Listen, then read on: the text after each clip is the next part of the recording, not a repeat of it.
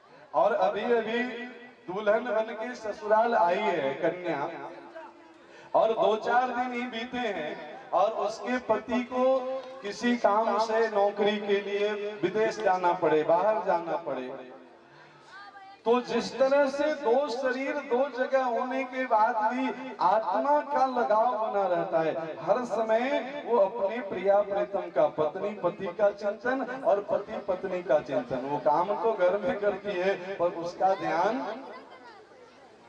रहता है कि नहीं रहता है जी? यही कह रहे हैं, प्रियम प्रियवा विषितम विषन्ना। जिस तरह से संसार के प्रेमी निरंतर एक दूसरे को याद करते हैं, प्रभु आपकी ऐसी कृपा हो कि हमारे हृदय में भी निरंतर आपकी अविरल प्रवाह चलती रहे, आपके सिवा हम और किसी को याद न करें।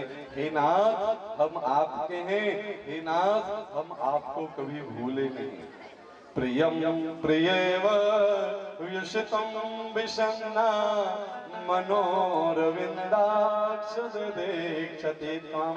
हे अरविंदाक्ष, अरविंद मतलब कमल, आक्ष मतलब आंख, हे कमल नयन, हे कमल नयन परमात्मा, हे कमल नयन गोविंद, हम ये प्रार्थना किसी सामान्य जीव के सामने नहीं कर रहे हैं। हम आप तो अरविंदाक्ष हैं, मतलब आपके नेत्र बड़े बड़े हैं, आपको दूर से देख लेते हैं। हम कोई साधारण जीवात्मा के सामने थोड़े न ये प्रार्थना कर रहे हैं, हम तो उस बड़े बड़े नेत्र वाले अरविंदाक्ष कमल नयन के सामने अपना निवेदन प्रस्तुत कर रहे हैं। आप तो दूर से ही बस एक दृष्टि कर दो ना, एक कोरी कृपा की कर दो लाडली श्री राधे, दासी की झोली भर दो लाडली श्री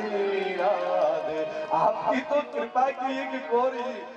अभी कथा बहुत आनंददायक है, इसलिए भजन पूरा नहीं सुनाएंगे, आगे आपको बहुत अच्छे अच्छे भजन सुनने को मिलेगा। तो वृतासुर कहता है कि प्रभु हे अरविंदाक्ष, हे कमल नयन, हम कोई सांसारिक जीवों के सामने ये प्रार्थना नहीं। अरविंदाक्ष का मतलब क्या है, बहुत ध्यान से सुनिए। सांसारिक जीव जो होते हैं वो छोटी दृष्टि वाले होते हैं। छोटी दृष्टि वाले मतलब उन्हें अपना शरीर, घर, परिवार, बस इतना ही में सब कुछ दिखता है। और जिसकी दृष्टि बड़ी हो मतलब जिसे अपने शरीर भाव से ऊपर उठ करके, घर भाव से, परिवार भाव से ऊपर उठ करके, जिसने अपना जीवन धर्म के लिए, मर्यादा के लिए, परमात्मा के लिए जीवन जिसने सीखा, वो बड़े नेत्र वाले होते हैं। अच्छा, भगवान बार बार अवतार लेकर के क्यों आते हैं जी? अपने कष्ट निवारण के लिए क्यों आते हैं? संसार के कष्ट का निवारण करने के लिए। भगवान जब बच्चा बन के आते हैं तो रोते हैं नहीं कि जय शिशु लीला अति प्रिय शीला, असुनी वचन सुजाना रोदन ठाना। क्यों भगवान रो रहे हैं? लोग क्यों रोता है? जब दुखी होता है तो मैया कौशल्या कहती है कि आप अवतार लेके आए हो तो कीजिए शिशु लीला, बच्चा वाला लीला शुरू करो, ये शंख चक्र गदा पद्म वाला बेटा नहीं चाहिए हमको। भगवान बोले जो आज्ञा, क्या करना होगा? तो ये सब हथियार हटाओ, 4 हाथ में से 2 हटाओ, छोटे बन जाओ। भगवान बनते चले गए। मैया का आज्ञा है ना? बोले अब ठीक है ना? बोलो बिल्कुल ठीक नहीं है। बोले अब क्या करना होगा? तो कीजिए शिशु लीला। क्या करें? तो बच्चा जब जन्म लेता है तो सबसे पहले रोता है। भगवान बोले हम काहे को रोए, हम पे कौन सी विपत्ति आन पड़ी है? मैया बोली तुम पे विपत्ति नहीं आई है, पर तुम्हारे भक्तों के ऊपर बड़ी विपत्ति आई है, और तुम एक बार रो लोगे तो भक्तों का हिस्से का रोना पूरा हो जाएगा। फिर भक्तों के जीवन में रोना नहीं, फिर भक्त तो आनंद ही आनंद मनाएंगे। नहीं, और भगवान आए तो आनंद आया कि नहीं आया? नंद घर आनंद भयो, जय कन्हैया लाल की। अब वही फिर अयोध्या में भी है, अवध में आनंद भयो, जय रघुवर लाल की। भगवान रो लिए तो भक्त हंसने लगा कि नहीं, उत्सव मनाने लगा ना जी। बोले आपको अपने हिस्से की नहीं, भक्त के हिस्से की रोना रोना पड़ेगा। ये है अरविंदाक्ष, जो अपने भक्तों के दुख से दुखी होकर के रोकते हैं और अपने भक्तों के दुख से दुखी होकर के स्वर्ग के साकेत के गोलोक के सुख को छोड़ करके आगे आप कथा सुनेंगे। मेरे गोविंद वृंदावन में नंगे पांव को चारण लीला चलते हैं। वृंदावनम स्वपद रमनम प्राविशद गीत कीर्ति, बड़े अद्भुत व्याख्या आगे सुनने को मिलेगा। क्यों जी भगवान को क्यों वन वन भटकना पड़ा? क्योंकि उनको जन जन का कष्ट दिख रहा था, इसीलिए वो अरविंदाक्ष हैं, बड़े नेत्र वाले। दूर से ही अपने भक्तों का कष्ट देख लेते हैं और सिर्फ देखते नहीं हैं, उसके निवारण में लग जाते हैं। यही बात वृत्तासुर कह रहा है। हे अरविंदाक्ष, आपके चरणों में मेरा यह निवेदन स्वीकार हो। अब चौथा श्लोक बड़ा अद्भुत है। ममोत्तम श्लोक जनेषु सख्यम संसार चक्रे भ्रमत स्वकर्मभिः त्वन्माययात्मात्मिक निजद्वारके श्वासत चित्त शरणार्थ भूयात्। बहुत सीखने वाली ये श्लोक है, एक असुर का भाव सुनिए भक्तों, बड़े आनंद की बात है। ममोत्तम श्लोक जनेषु सख्यम, बोले प्रभु अर्थन धर्मन काम रुचि गति न निर्माण चाहो निर्माण जन्म जन्म रति राम पद यह वरदान नयान। ये भरत जी का जो संकल्प है यही वृत्तासुर कर रहा है। ननाक पृष्ठम न च पारमेष्ठम न सार्वभौम्यम न रसाधिपत्यम न योग सिद्धिर पुनर्भवम वा समंजसस्वा सत्वा विरहैर कांक्षे। बोले प्रभु न हमें इंद्र का पद चाहिए, न ब्रह्मा का पद चाहिए, न लोक की प्रसिद्धि चाहिए और न इस धरा से नीचे के लोग चाहिए, न योग सिद्धि चाहिए। हम तो पुनर्भवम्बा, हम बार बार जन्म लेना चाहते हैं, पर एक शर्त के साथ।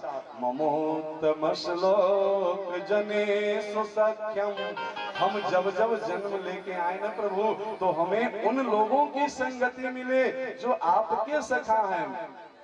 ममोत्तम श्लोक जनेषु सख्यम, उत्तम श्लोक एक नाम है परमात्मा का। बोले हे परमात्मा, जो आपके निज जन हैं, जिन्हें संत कहते हैं, सदगुरु कहते हैं, ऐसे संतों के सानिध्य में हमें जन्म मिले। हम जहाँ रहें वहाँ भगवान की कथा कीर्तन सुनने को मिले। हम जहाँ रहें आपके दर्शन करने का सौभाग्य मिले। हम जहाँ रहें आपके चरणों की तुलसी और चंदन की खुशबू ग्रहण करने का सौभाग्य मिले। हम जहाँ रहें आपके वो प्रसाद हमें भोग के रूप में प्राप्त हो। ममोत्तम श्लोक जनेषु सख्यम, जो आपके सखा मतलब मित्र। मित्र कौन है? परमात्मा के। उनके जो निज जन हैं, जो संत जन हैं, जिसे सदगुरु कहते हैं, जिसे संत कहते हैं, जिसे ऋषि कहते हैं। बोले प्रभु बस हम बार बार जन्म लेना चाहते हैं, पर सांसारिक जीवों के सानिध्य में नहीं, आपके भक्तों के बीच में हम रहे। ममोत्तम श्लोक जनेषु सख्यम संसार चक्रे भ्रमत स्वकर्मभिः त्वन्माययात्मा तम निजदारगे श्वासत चित्त सननाथ भूयात्। हे भगवान, हे मेरे गोविंद, हे मेरे कृष्ण कन्हैया, आप हम पे बस एक कृपा कर दो कि जो संसार के देह में आसक्त चित्त वाले मनुष्य हैं, ममोत्तम श्लोक जनेषु सख्यम संसार चक्रे भ्रमत स्वकर्म भी, अपने कर्मों के द्वारा बार बार वो संसार चक्र में भ्रमित हो रहे हैं 84 लाख योनियों में। ऐसे देह में आसक्त लोगों की कभी हमें संगति न मिल जाए, बस इतनी कृपा कर लो। श्वासत चित्त सन्नाथ भूयात्, जिनकी चित्त आसक्त है संसार के भोग विलासों में, प्रभु ऐसे लोगों की कुसंगति से बस हमें बचा लेना और आप अपने संत जनों की संगति में मुझे लगा देना। बस इतनी कृपा प्रभु हमें चाहिए। क्या अद्भुत श्लोक है ये।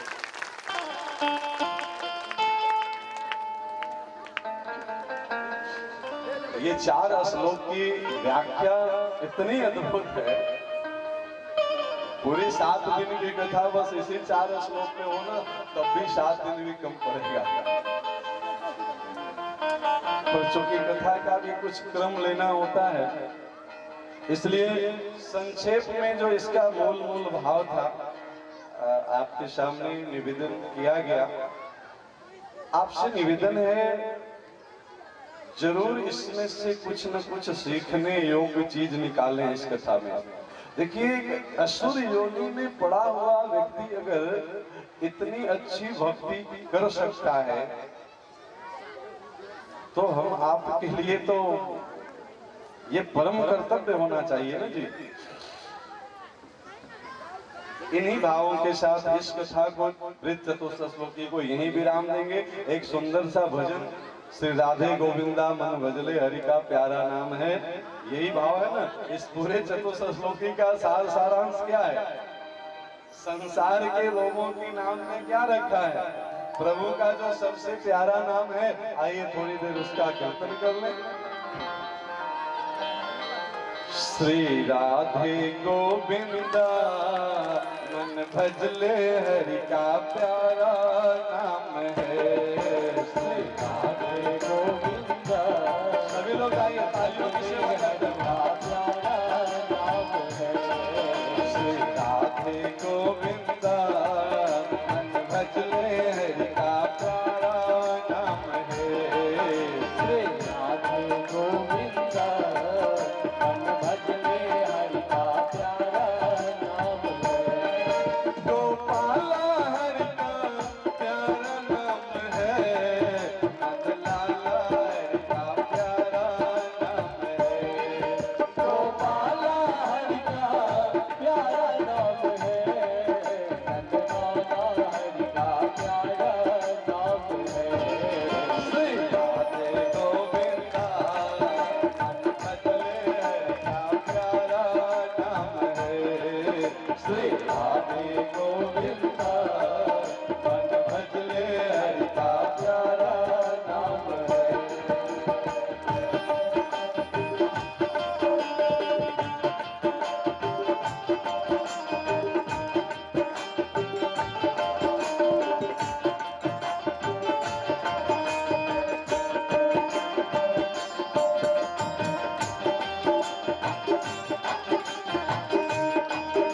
बांके बिहारी लाल की।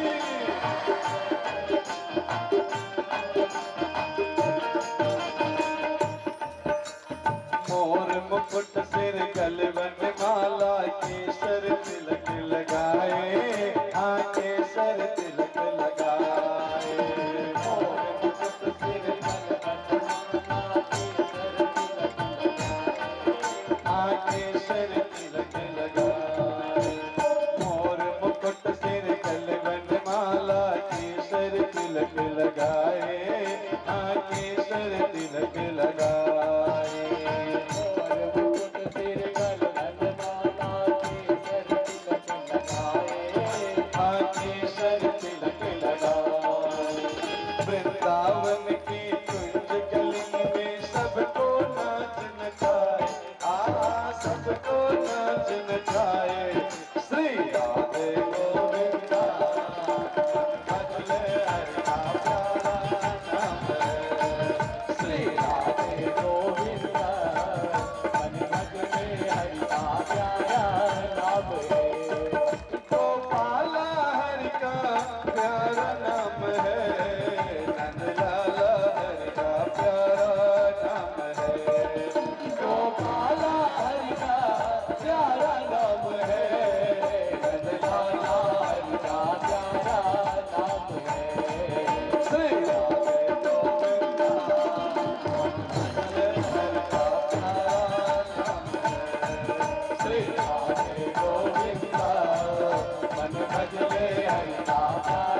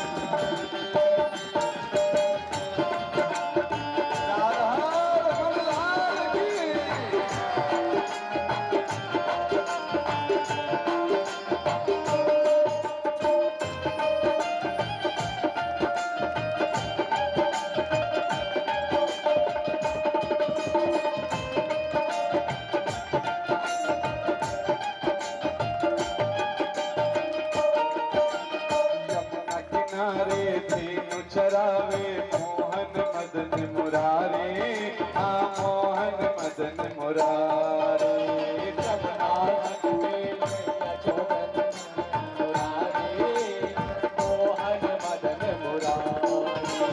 जमुना तट पे धीनु चरावे मोहन मदन मुरारी, हाँ मोहन मदन मुरारी। जमुना तट पे गैया चरावे मोहन मदन मुरारी, मोहन मदन मुरारी। मधुर मुरलिया जबी सुनावे हरले सुध बुध सारी, हरले सुध बुध सारी। श्री राधे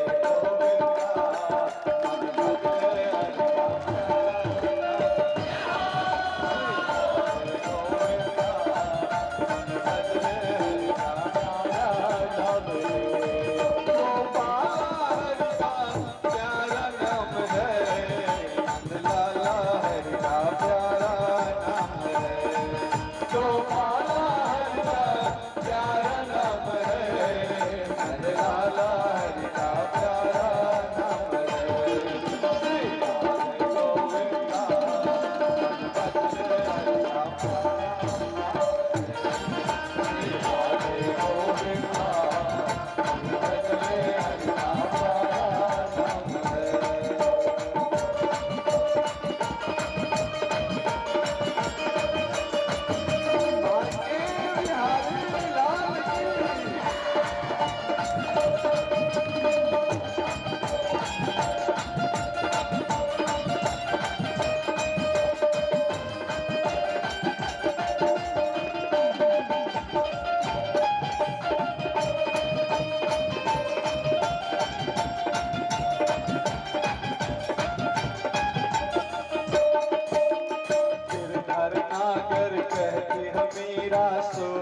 श्यामल भाया, सूर्य को श्यामल भाया। गिरधर नागर कहते मीरा सूर को श्यामल भाया, सूर को श्यामल भाया। गिरधर नागर कहती है मीरा सूर्य को श्यामल भाया, सूर्य को श्यामल भाया। गिरधर नागर कहते मीरा सूर को श्यामल भाया, सूर्य को श्यामल भाया। तुकाराम और नामदेव ने विठ्ठल विठ्ठल गाया, विठ्ठल विठ्ठल गाया। श्री राधे गोविंदा मन भजले हरि प्यारा नाम है। श्री राधे गोविंदा मन भजले हरि प्यारा नाम है। गोपाला हरि का प्यारा नाम है, लाला हरि का प्यारा नाम है। गोपाला हरि का प्यारा नाम है, लाला हरि का प्यारा नाम है। श्री राधे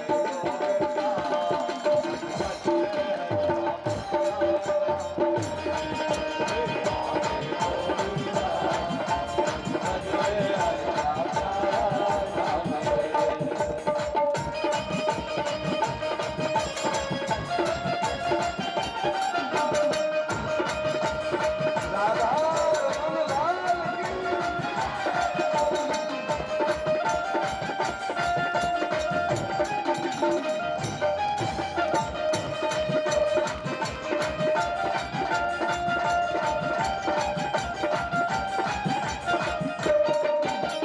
राधा शक्ति बिना कोई श्यामल दर्शन पाए, श्यामल दर्शन पाए। राधा शक्ति बिना कोई श्यामल दर्शन पावे, श्यामल दर्शन पावे। राधा शक्ति बिना कोई श्यामल दर्शन पाए, श्यामल दर्शन पाए। राधा शक्ति बिना कोई श्यामल दर्शन पावे, श्यामल दर्शन पावे।